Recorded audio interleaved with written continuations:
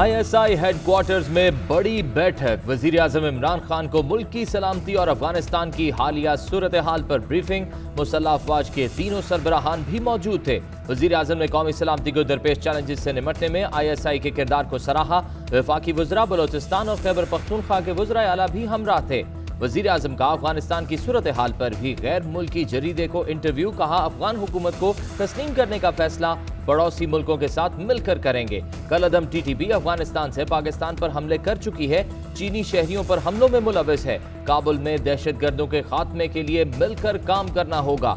अमरीका और पाकिस्तान को अफगानिस्तान में दहशतगर्दी को पनपने से रोकना होगा। वजीर आजम इमरान खान आज अक़वाम मुत्तहिदा की जनरल असम्बली से वर्चुअल खिताब करेंगे। 3 साल में 70% खबरें मेरे खिलाफ लगाई गई। कभी मीडिया पर कदगन नहीं लगाई। तनकीद करनी है तो सच्ची करें। हमारी हुकूमत चाहती है सच लिखें। आज़ाद कश्मीर का वजीर आज़म मुंतखब हुआ तो अखबारात ने जायचा निकाल कर लिख दिया जादू है। वजीर आज़म इमरान खान का डिजिटल मीडिया डेवलपमेंट प्रोग्राम के आगाज़ की तकरीब से खिताब। कहा, खास लोगों की चोरी माफ़ करना NRO है।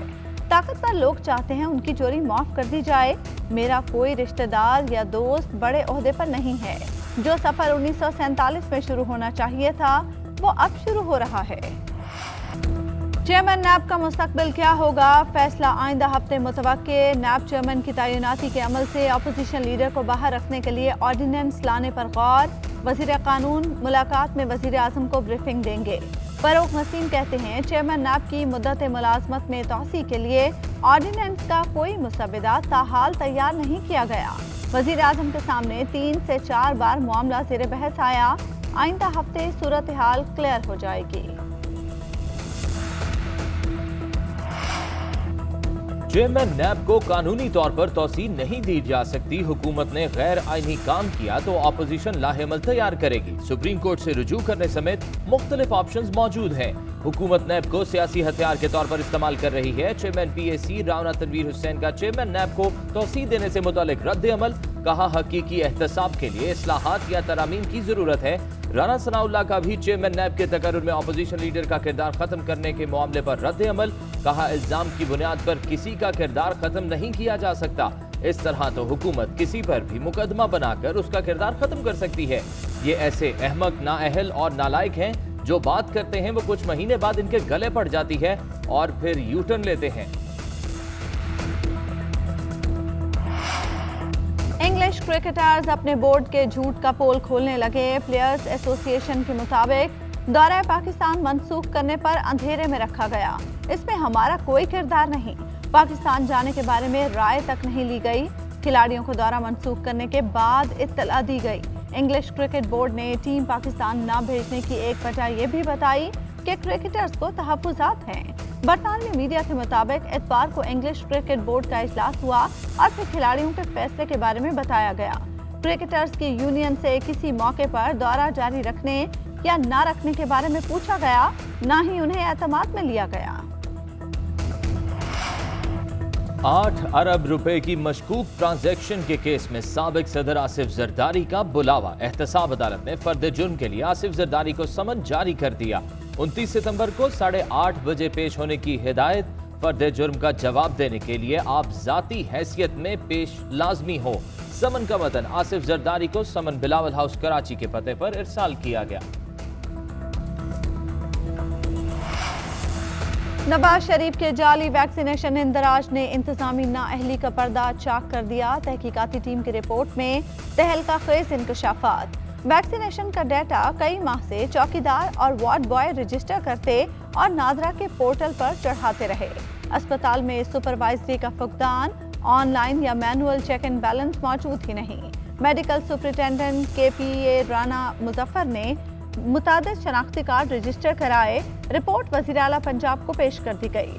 7 अफसरान और मुलाजमीन को मुअत्तल करने की सिफारिश। महकमा सेहत ने MS डॉक्टर अहमद नदीम और सीनियर मेडिकल अफसर डॉक्टर मुनीर को मुअत्तल कर दिया। जाली एंट्री में मुलविस 3 मुल्जिमों के खिलाफ भी मुकदमा दर्ज। कराची में मानसून का चौथा स्पेल, कहीं हल्की और कहीं मूसलाधार बारिश। लियाकताबाद और पटेलपाड़ा में अर्बन फ्लडिंग की सूरत हाल। सड़कें ज़ेरे आब आ गईं, ट्रैफिक की रवानी मुतासिर, शहरियों को मुश्किलात का सामना। वज़ीर आला सिंध मुराद अली शाह का कहना है, बारिश से पानी जमा हुआ फिर निकल भी गया, दुनिया में कौन सी ऐसी सड़क है जहां बारिश हो और पानी ना हो? शारा फैसल से भी बारिश के 2 घंटे बाद पानी निकल गया। बारिश के दौरान सिर्फ एक जगह मसला हुआ।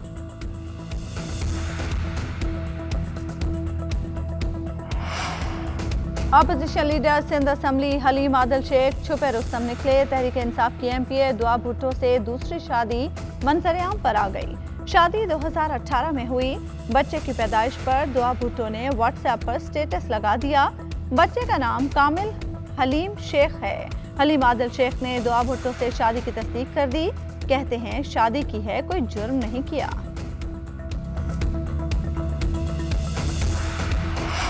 मुल्क में डेंगू के वार तेज। थर से ताल्लुक रखने वाला शख्स डेंगू का शिकार होकर जान की बाजी हार गया। सिंध में अमवात की तादाद 5 हो गई। 24 घंटे में 26 मरीजों में वायरस की तस्दीक। पंजाब में 91 केसेस रिपोर्ट हुए। लाहौर में 61, रावलपिंडी में 17 मरीज सामने आ गए। इस्लामाबाद में मूजी मच्छर ने 27 मरीजों को अस्पताल पहुंचा दिया। गुज़श्ता हफ्ते खैबर पख्तूनख्वा के अस्पतालों में डेंगू के 743 मरीज लाए गए। महकमा सेहत ने 19 अजला की हफ्तावार रिपोर्ट जारी कर दी।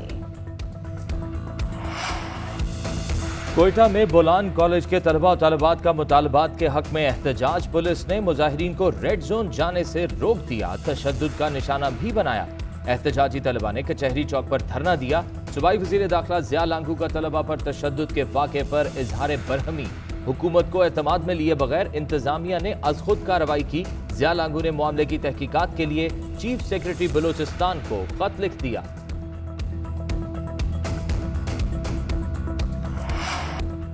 पाक फौज के साबिक chief of general staff lieutenant general retired Ishfaq Nadeem को सुपुर्द खाक कर दिया गया। नमाज जनाजा रावलपिंडी में अदा की गई। Army chief general Qamar Javed Bajwa की शिरकत। जनाजे को कंधा भी दिया। ISPR के मुताबिक नमाज जनाजा में आला सिविल और फौजी हुकाम और जिंदगी के मुख्तलिफ शोबों से ताल्लुक रखने वाले अफराद ने भी शिरकत की।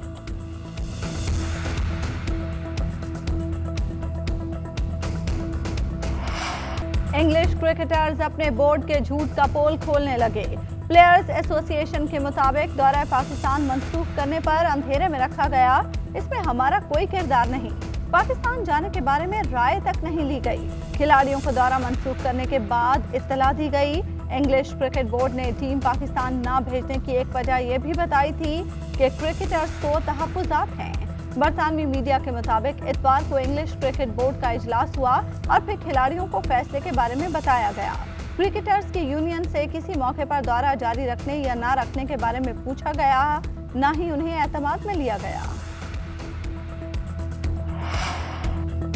8 अरब रुपए की मशकूक ट्रांजैक्शन के केस में साबिक सदर आसिफ जरदारी का बुलावा। एहतसाब अदालत ने फर्द जुर्म के लिए आसिफ जरदारी को समन जारी कर दिया। 29 सितंबर को सुबह 8:30 बजे पेश होने की हिदायत। फर्द जुर्म का जवाब देने के लिए आपकी जाती हैसियत में पेशी लाजिम है। समन का मतन आसिफ जरदारी को समन बिलावल हाउस कराची के पते पर इरसाल किया गया।